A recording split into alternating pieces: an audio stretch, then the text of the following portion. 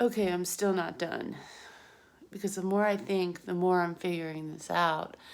And I mean, my stay here in New Mexico hasn't always been horrible. I love New Mexico. I'm not from here, but I went to college up in Colorado, to Fort Lewis, and I've been in this area for quite a long time. And I've taught in New Mexico and subbed in New Mexico, and gotten to know a lot of families here, even though I'm alone now again.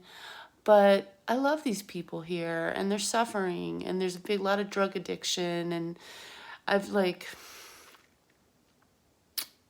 kind of just gone in low now to this whole situation and been around the whole drug addiction and the whole epidemic thing with being in a homeless shelter and living in this transitional living situation in the middle of the war zone.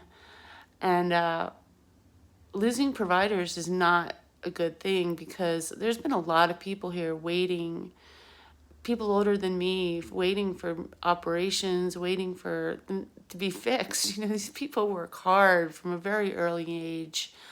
And there's a lot of death here right now, and a lot of people I've seen go down. And I have a very personal stake in this state, you know, and in this whole situation, and in my own personal life, you know, not trying to make it to old age, you know, is a has been a battle, you know, and I'm a pretty healthy person, and I haven't gotten into drug addiction myself, but I've had to walk this path just to get out of this situation I'm in.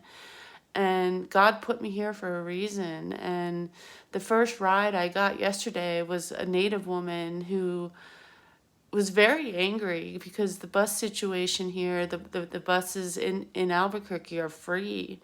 And a lot of people end up riding the bus and ruining it for, like, you know, single women with kids because they smoke on the bus. And that's been fixed lately because they have bus monitors on a free bus system, which is already draining the system. And you know, it's going to have to stop. You know, these people are going to have to pull themselves up again along with the rest of us, because I don't think this fraud is happening just in here, you know. And good thing that the president has put the vice president on fraud, because it is a national thing, and it has to do too with apps on the phone and foreigners, and you know, getting this fixed, because it can be fixed. It can. And there's a lot of people, providers out there, that are willing to get back to work, and we need to be fixed.